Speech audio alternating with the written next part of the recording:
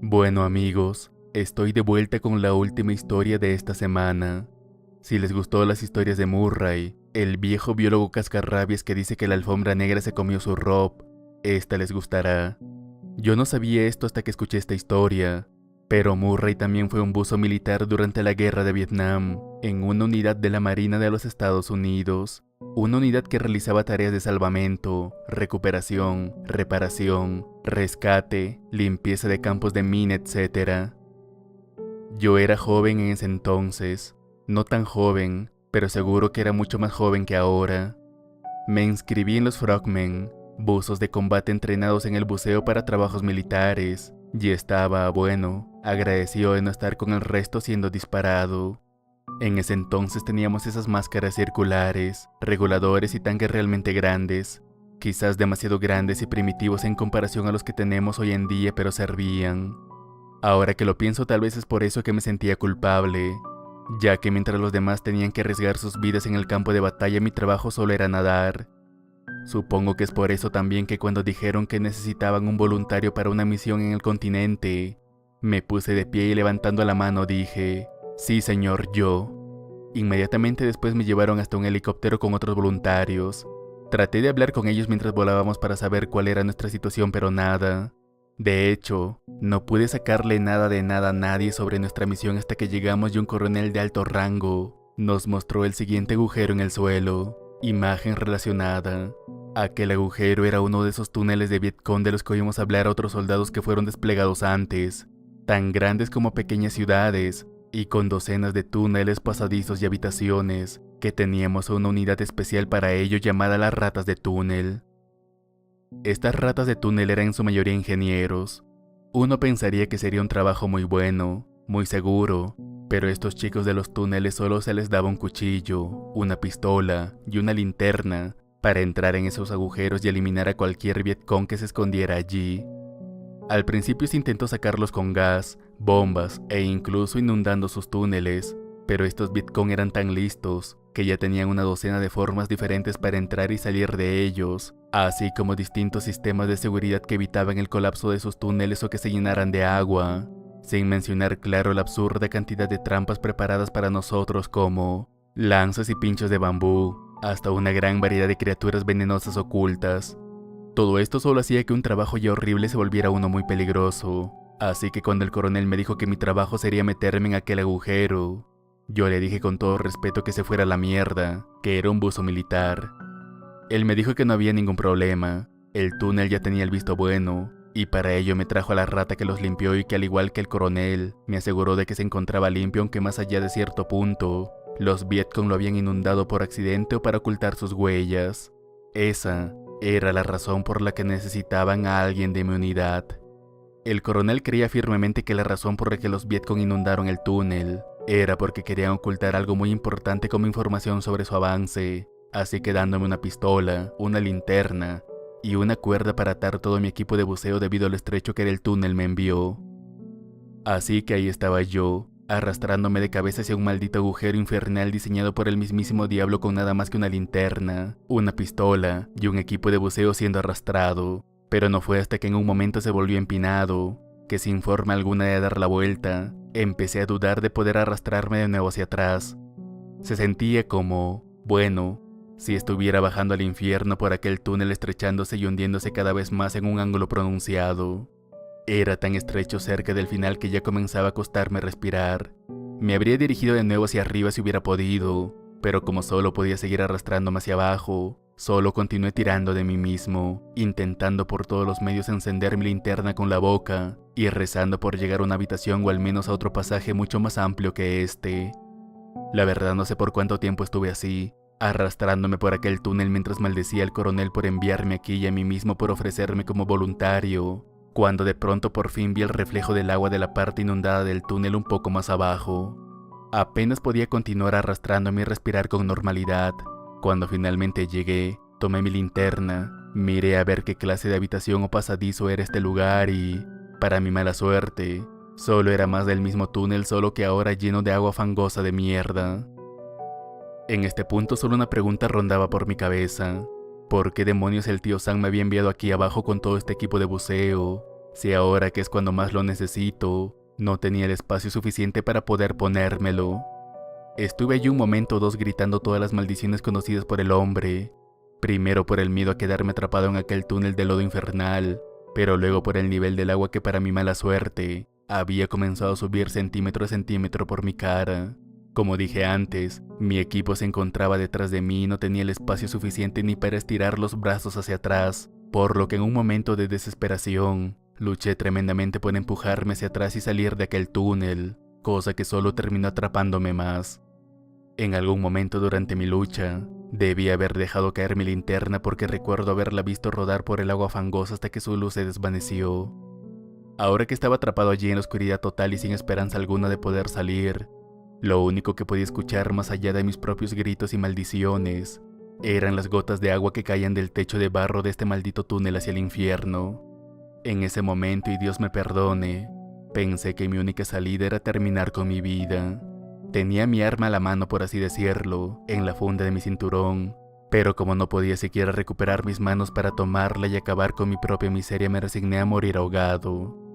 Creo que fue eso exactamente lo que me dio el poder de salir de allí. Si ya iba a morir de todas formas, qué peligro había de zambullirme de cabeza en las aguas turbias de aquel túnel. Me dije a mí mismo que si iba a morir en aquel túnel, sin ninguna posibilidad de que alguien pudiera siquiera recuperar mi cuerpo, no tenía sentido que me acobardara, así que respiré hondo y me zambullí de cabeza arrastrándome como un verdadero poseso en sus turbias aguas. No recuerdo mucho de mi inmersión a través de esa última parte inundada, solo que sentí el túnel ensancharse y luego salir a un espacio completamente vacío y abierto.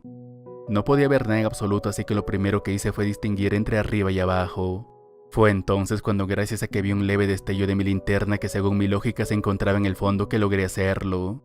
Pude distinguir entre arriba y abajo, y nadando hacia arriba con los pulmones a punto de estallar, comencé a rezar por encontrar alguna bolsa de aire.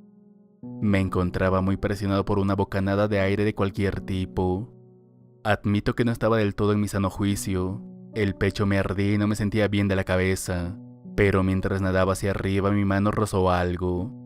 No podría decirles qué en la oscuridad que me rodeaba, pero era frío y parecía ser una anguila u otra especie de pez que terminé apartando. A medida que seguí subiendo empecé a sentir más y más de estos peces a mi alrededor. La sensación era, bueno, viscosa y resbaladiza como si fueran peces, pero todos muy fríos y presionando contra mí. Yo los apartaba de mí mientras seguía subiendo, cuando de pronto me di de bruces con lo que pensé que debía ser algún tipo de alga marina. Era demasiado fina para ser un alga marina, pero también una cosa demasiado húmeda y filamentosa como para tratarse de gusanos.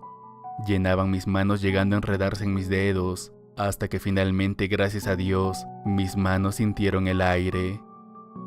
Creo que nunca me había sentido tan aliviado como cuando respiré por primera vez. De hecho, me sentí tan aliviado que al principio apenas noté aquel desagradable olor. Era pútrido e infernal, casi tan malvado y horrible como me imaginaba que la mayoría de los críptidos que se hacen pasar por humanos debían oler debajo de sus trajes de piel humana, que sin duda fue desollada de alguna pobre alma inocente.